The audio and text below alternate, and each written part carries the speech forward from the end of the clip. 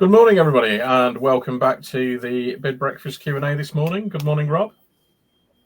Good morning. Was there a bit of a delay there? Oh, I think there is a bit of a delay. I think this is, school holidays. We have more people in the house, so we'll see how the connection goes. Right, okay.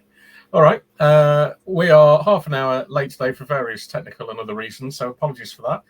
We will get through all of the questions we've got today and hopefully not impact on your day too much. So, without further ado, let's get on to the first question then. Where are all the bids, Rob? That's an excellent question, isn't it? I don't think anyone truly knows where all the bids are, but you may have heard the Procurement Act has been delayed from late October to hopefully next February. I'll believe it when I see it. I think a lot of upcoming bids will have been delayed by that. The other point is the new government spending plans haven't really been announced or kicked in yet. We've got the autumn statement coming on the 31st of October, and I'm sure Matt will probably do something around that off the back of that. I think a lot will happen off the back of that. But I would note that over the last couple of days, there's been over 100 bids released each day, which is a significant increase for the average across the last few weeks, probably going back to July, even June. So maybe the upturn is just about to begin. I think the other thing is that potentially things are going through frameworks where they're not being publicised. I mean, the ones that we've seen through frameworks recently have publicly put out there. So I don't know whether there's a little bit of a mixture of both, but certainly I think everything you've just said is definitely contributing to what's going on. I think the only other time I remember this few bits being published was in COVID, when we had that big slump before things started to pick up again. So I think it's just a watch and wait, really. Keep talking to buyers, keep a conversation going with them to find out what's going on. I mean, obviously we are looking at all sectors, all bids. So it's a bit difficult for us to be talking to all the people. But for those people watching, if you're in a particular sector, it's probably a little bit easier to talk to buyers and just get an idea of what the plan is and whether it is the Procurement Act that's slowing things down. And if you do... On that, with the Procurement Act, one thing I have also noticed is NHS bids are almost non-existent. Very few and far between at the moment. And they're not affected by the new Procurement Act. But I think that is very much linked to government spending plans. I don't think Labour has fully announced. I mean, they've talked about no more money without reform of, not the party, without reform of the NHS. So I'm not sure what that means. Again, I think the autumn statement, is it autumn budget or statement? Either or, will make a difference to that. But there are certain sectors where it's been deathly quiet. The main things I've seen have been frameworks that have to come out, or very specific things that I think there's almost an immediate need for by the buying organisation.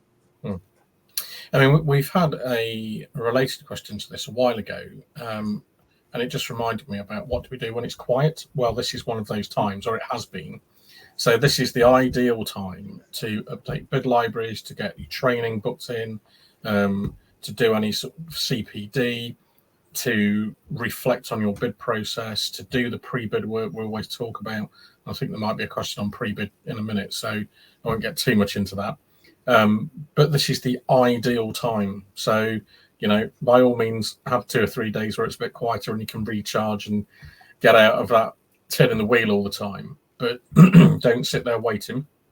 Do something productive with that time, particularly the pre-bid work. And all these bids are going to have to come out at some point. So capacity could get quite interesting in certain sectors if they all just come out, I don't know, for example, in November, in a mad rush to get things ready for the 1st of April when new contracts generally start. Yeah, and that's going to be a really interesting thing to watch, because the 1st of April is the start date for many contracts, whether there is that compressed period, which is going to be very difficult. So, which is why that pre-bid work is really important to understand what that looks like. Definitely. Right. Okay. Should we move on to the next one then, Rob? Yeah, let's go. There we go. Then this is the pre-bid one. So I've heard you talk about pre-bid before. What does this practically mean? What should I be doing? Because I think we often talk about pre-bid, but sometimes we talk about it in slightly nebulous terms of, yes, you should be doing pre-bid. But I think this question relates to, if, let's say I've got 5 things I should be doing during pre-bid, what should I be doing, and when should I be starting it as well, I think. Well, I think as early as possible. So like we've just said, if it's quiet now, get started now. And I think the first thing for me starts with pipeline. So trying to find those opportunities that sit on your pipeline, whether they are 5 years away, 5 months away, 5 weeks away. But make sure that your pipeline is as up to date and as accurate as possible. Once you've got an idea of what the top of that funnel looks like, then go through a qualification process. I was going to say stringent, but it doesn't always need to be that stringent at that stage. But go through a qualification process to understand which bids are genuine opportunities that you can win. And that is one of the biggest mistakes that we see people make, is chasing tenders, bids, proposals, frameworks that they can never, ever be successful at. So use qualification to whittle that list down to ones that you genuinely have a chance of winning.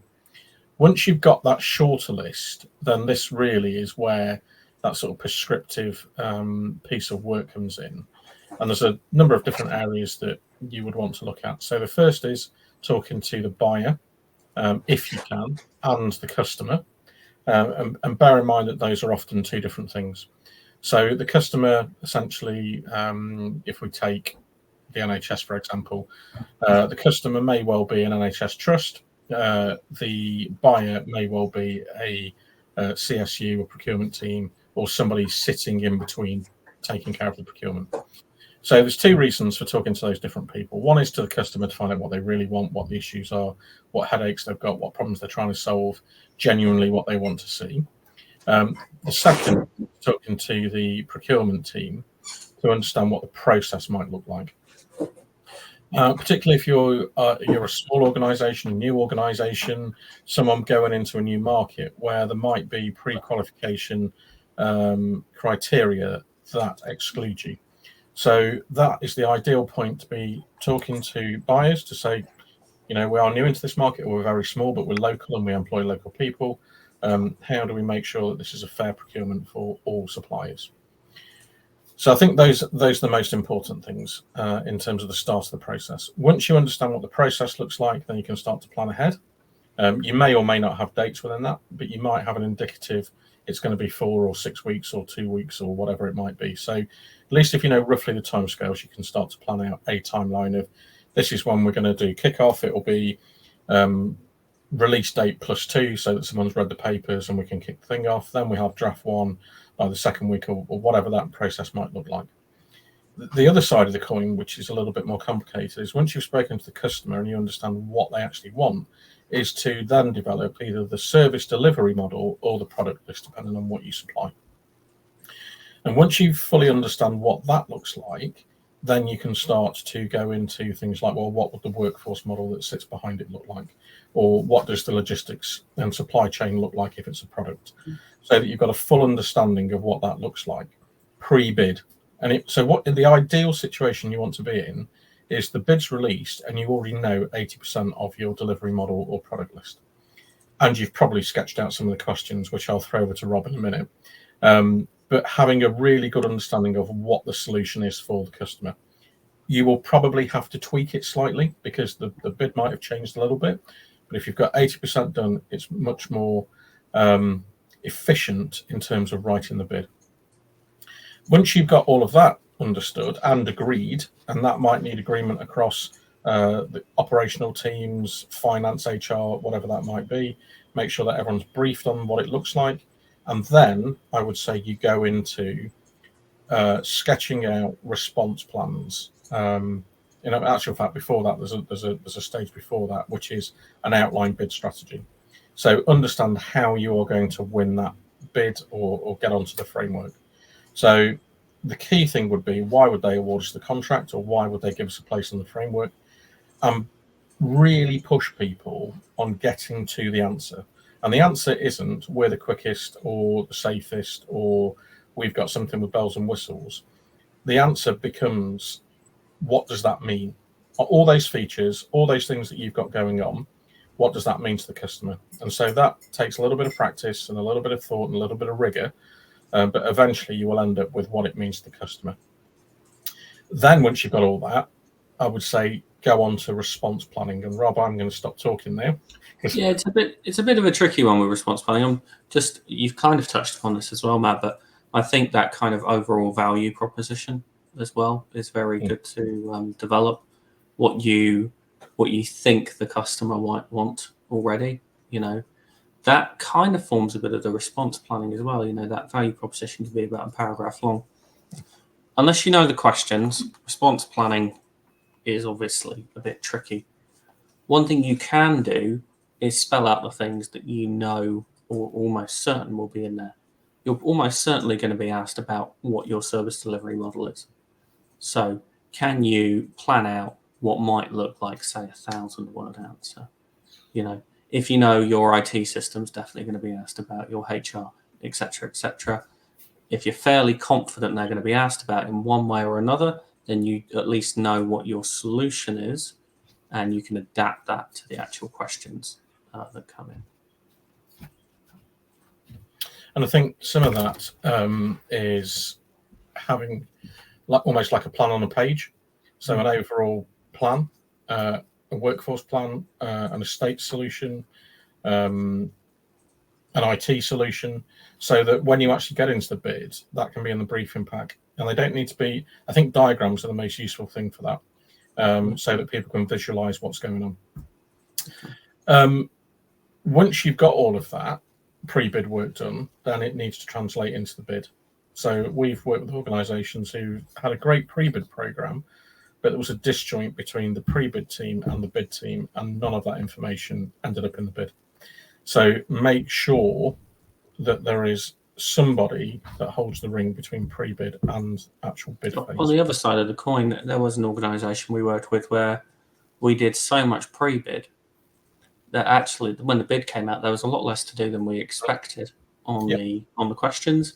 But that made the whole process very easy, relatively quick, and there was a lot more time for finessing the answers rather than working up from scratch, which meant nothing was done in a panic. And I believe that they were successful off the back of that, weren't they? So it was worth it. Yeah, and that just takes a lot of the stress out of the process, and it takes you away from that phrase that I hated when I first heard it, but made more sense the more and more this happened, was building the plane while flying it. And you really don't want to be in that situation for all the obvious reasons of it will crash. Okay, I think we've probably made it on that for quite a while. So let's move on, because this is another sort of fairly chunky question as well. So the services we deliver run on small margins. How can we be expected to deliver added and or social value as well? Well, I'll cover social value, and I'll pass back to you for added value. We'll do it the wrong way around, because we've both we've worked with many clients, and in some cases we've had clients that don't agree with social value and haven't wanted to put anything in, and I think that's an extreme case, but we have also had clients who have been along these lines where it's very small margins, and in their heads delivering social value could push them over the edge. But I think parts of that is a misunderstanding of what social value can be. So unless a commissioner is asking for very specific things that they want, you generally have freedom around what you can do with social value. The easiest ones are you're employing local people. Well, that's social value straight away. You're putting money back into the economy. You might be using a local supply chain. Now, these are things you should already be doing as part of your service anyway, in some cases, so they're not costing you anything extra. And then it's thinking creative or environmental elements to it. You know, you might be running paper-free, you might have electric cars already. There might be plenty of social value you're doing already. So one of the things I would advise is look at what you are doing already. Actually look at what you could be badged as social value. But beyond that, there's things that don't necessarily cost much money. You know, it could be a £500 donation here to an organisation that really needs it. It could be time from your employees or even management, volunteer days. Again, I know that costs to a certain extent, but in the grand scheme of things, hopefully that shouldn't necessarily affect a margin. There's also things like providing online advice and support to third sector groups. You know, an hour out of your time for somebody in the organisation, is that really going to affect your margin that much? So there's lots of small things that can be done rather than, you know, you've got to give £10,000 to a local sports team or whatever. You know, there's plenty that can be done. Categorise what you do, be creative in what you can do. And I think the answer to this is it's very difficult. And with a lot of, I was just thinking this through whilst you were talking, Rob, and I'm going to say it, but a lot of public services are inefficient. And I say that having worked in the NHS for over 20 years and seen massive efficiencies. And I think part of that is the system, and it's not, you know, people's fault, individual people. It's how the system's evolved over time. But certainly from what I've seen, there are big efficiencies. And I think part of the knock-on effect of that is that they want suppliers to be more efficient than they are, which then helps with keeping to budgets and various other bits and pieces. So for those people that are jumping up and down now and angry about that and want to throw a load of comments in, please feel free to do so. I'm happy to have that debate with people. I think the people that work in the public sector do a great job most of the time. But there are clear inefficiencies there. That's probably another session. So I think for suppliers, it's a very difficult thing to be able to manage, particularly within tight budgets, because all of these contracts are demanding more and more for less money, all the same money. And quite often it's a flat value over 3, 5, 7, 10 years, which again is very difficult. There are also contracts that demand efficiency savings over the term, and that makes things even tighter as you move into the contract. So it is very difficult. I think added value, this is one of those things where not everybody will be able to do this. And the bigger you are, possibly the easier it is to deliver added value. Not always, but generally. So I think, again, this is another bit of pre-bid work for me, where you've got a decent view of what your outline commercials might look like. You know how much margin you've got. You know what you can give away. You know where your actual red line in the sand is against margin. And then it's really up to you about whether you want the business or not. And a lot of people that we talk to have said, well, you know, if I go another 2%, we're not making money. Well, that's not the right contract. And that comes back to qualification. So if you're going to lose money on it and there's no strategic reason for that, and that's not really a principle that the public sector would work to, then you shouldn't be bidding that or at least consider not bidding that contract. But just a point on added value, similarly to social value, there may be organisations out there who their standard service model actually is added value versus the specification. So just consider that as well. There may be standard things you're doing, and there may also be very small bits of added value you're already doing, or elements you could badge as added value, potentially to get, you know, your marks from 4 to a 5 if added value is part of the requirement. And that's a good point, Rob, because there's lots of people that, particularly in healthcare, that we've worked with, where their standard service is way beyond the spec, and that's what they want to deliver. And when you try and pull them back to the spec, it gets very emotional about, well, these are our patients and we want to do this, that, and the other, but that isn't what you're being asked to do. And that's a very difficult thing to manage, because clearly clinicians went into that role for their own reasons, not commercial reasons. And it's a very difficult dynamic to be able to say to somebody, you can't do this, you have to do this. So it's a very, and it needs us skilled personal team to be able to guide the different stakeholders through that process, particularly when you've got to pull back from what you want to do. And ethically, you think that's what you should do. That's a very difficult thing to overcome. Okay, so I think the bottom line is it's difficult. Right. Question 4. How many bids would you recommend as a maximum per person in the bid team? Well, about 10. Yeah, I was thinking more 15, Rob, to be honest. Oh, sorry. Yeah. I'm getting less as I get older. Okay. What would you say from a writing perspective? And let's assume an average bid of, I don't know, 10,000 words or something. Actually, an average bid of 10,000 words. Well, depends on And 4 weeks. capacity, complexity. I do one bid of 10,000 words per person. Solid. Imagine you're the only writer, okay, doing it properly. The other thing, our first drafts are always the most amount of work. So the only other way I'd look at that is I wouldn't want to be doing more than one first draft at the same time. Once you're beyond the first draft, you could pick up another one whilst doing the second and third on another. So it might, if it's 10,000 words bids, then it might be 2 to 3 with a bit of overlap, I would suggest. Yeah. Okay. I think that's similar to what I would say from a sort of bid management point of view. Is two's generally comfortable. 3 is what you could do safely. Again, if you're doing it properly. 4 starts to get to the point where things are getting stretched and you're either working 12, 14 hours a day or things are getting missed. Yes. And the only caveat to that, I guess, is if all those bids are for very similar things and the stakeholders are the same, so that you can combine capture sessions, or you've already got content from a previous capture session for one of the bids, and it's just a case of a few clarifications.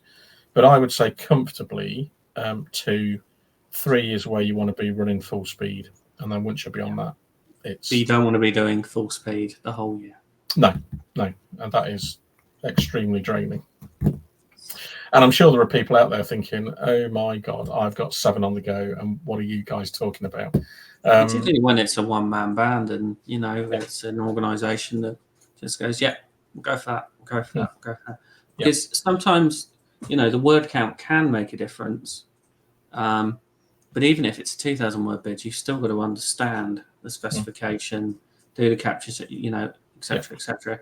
So sometimes it's not necessarily word count that's the worry; it's the juggling multiple specifications and customers. Heaven forbid you put the wrong name in there just because you're managing too many bids. Yeah, and I think it also comes down to how your organisation's set up. So there are people that we talk to who don't have the opportunity to speak to subject matter experts. They just have to write the bid for the company. And in that case, it maybe you could do a couple more because you don't have that part of the process where you have to go and speak to people. So, and again, I think that word complexity, Rob, is really important. If it's a simple service or a simple product, like products are probably easier because generally there might be a spec sheet. You know what you're going to use it for. So possibly products might be easier than services. So I think it depends on what you are selling. So maybe if it's a simple service or products, maybe you could do 3, 4, 5 without too many issues.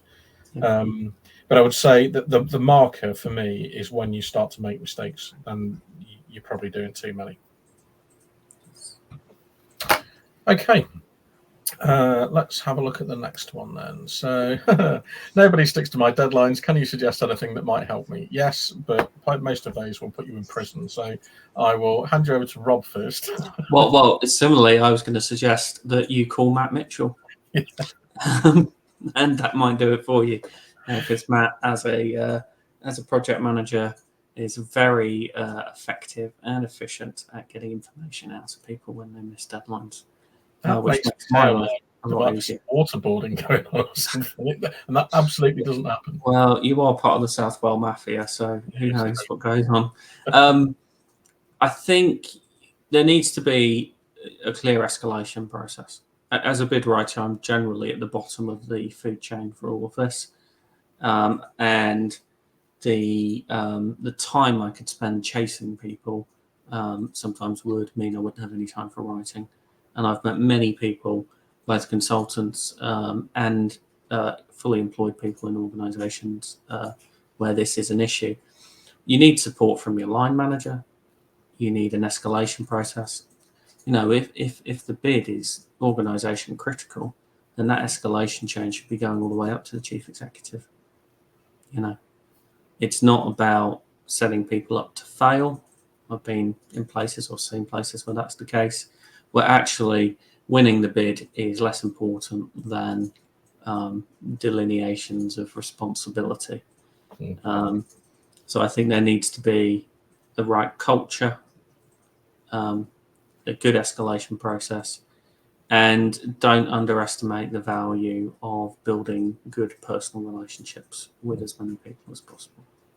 And I think that for me, Rob, is the key to it, is relationships. So the amount of time that I would invest in a bid purely on that point is quite significant. And I think it's definitely worth the investment, particularly if you are an in-house bids team and you've got to work with stakeholders multiple times.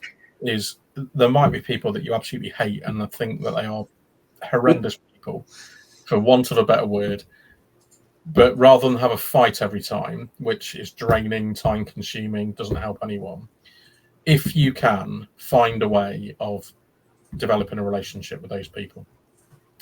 And some of that might be they're just open to it and they're quite happy to help.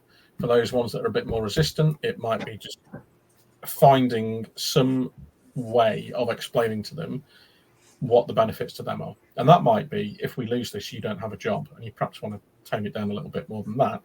But it's, finding the ways to engage them. And I think as a bid manager, bid director, that is absolutely fundamental to what you do, is developing, managing those relationships so that, the actual process, managing the process, that's the same all the time because it's a process and it's repeatable.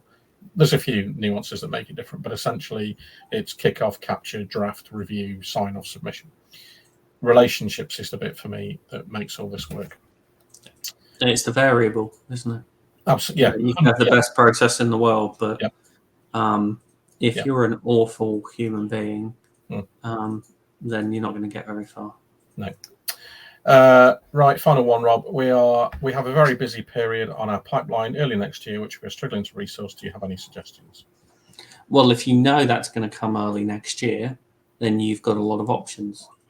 I don't know if it is the cheapest one, but one option is to bring internal resource, maybe retraining somebody or bringing somebody in from another department or seconding them if you have that luxury. Maybe somebody with transferable skills if somebody's brave enough to work in a bid team for a particular moment of time.